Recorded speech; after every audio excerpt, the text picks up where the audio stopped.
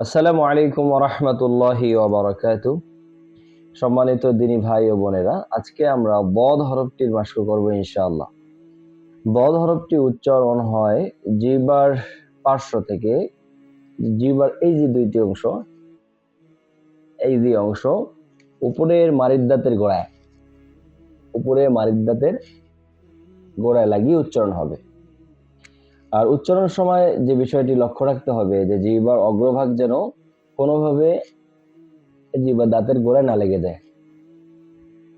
তাহলে থাকবে কোথায়? জিহ্বার স্বাভাবিক অবস্থায় থেকে যাবে। আর জিহ্বার মাঝখান যেটা রয়েছে সেটা তালুর সঙ্গে লেগে যাবে। তো তালুর সঙ্গে যখনই আপনি লাগিয়ে দিবেন তখন এটা স্বাভাবিকভাবে থেকে যাচ্ছে। আর জিহ্বার অগ্রভাগের অংশটুকু জিহ্বার এই গোড়ার আগে গিয়ে থেমে যাবে এরকম।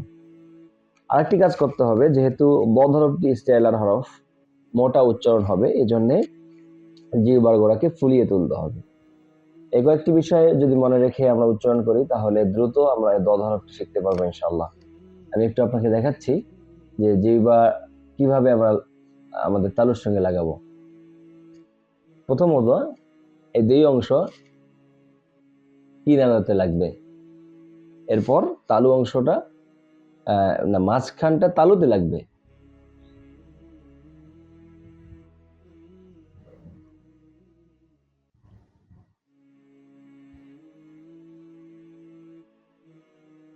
এই দুই পার্শ্ব লেগে গেছে এখানে।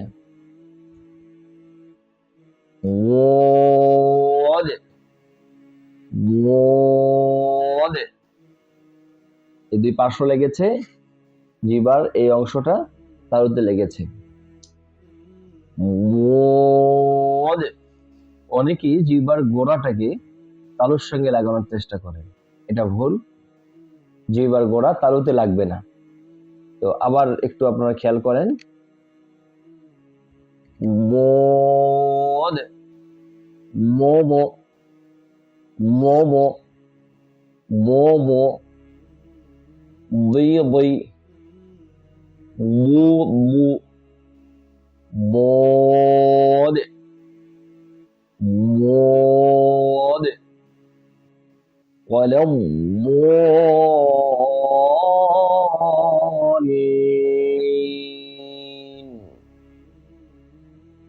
غير المغضوب ضاد مغضوب مو مو مغضوب عليهم ولا الضالين।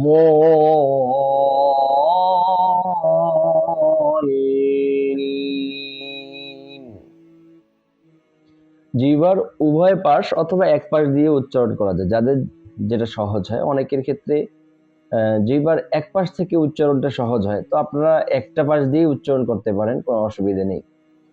তবে যে বিষয়টি লক্ষণীয় সেটি হলো যে জিহ্বার অগ্রভাগ কোনোভাবেই জিহ্বার সামনের দাঁতের গোড়ায় লাগবে না। যদি লাগে তাহলে দাল হয়ে যাবে, আর যদি সামনের দাঁতের আগায় লাগে তাহলে লাল হয়ে যাবে। তাহলে আমরা স্বাভাবিকভাবে উচ্চারণ যদি করি তাহলে কি হবে? বদ উচ্চারণ হবে। বদ বদ মোমো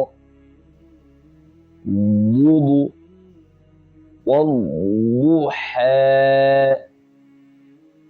অনেকেই ওয়াদ্দুহা বলেন, এটা তো স্পষ্ট দাল। এই দাল পড়ার মাধ্যমে অর্থ পরিবর্তন হয়ে যেতে পারে। আল্লাহ সুবহানাহু ওয়া তাআলা আমাদের বোঝার তৌফিক দান করেন। বদে বদে মোমো বৈবৈ মুদু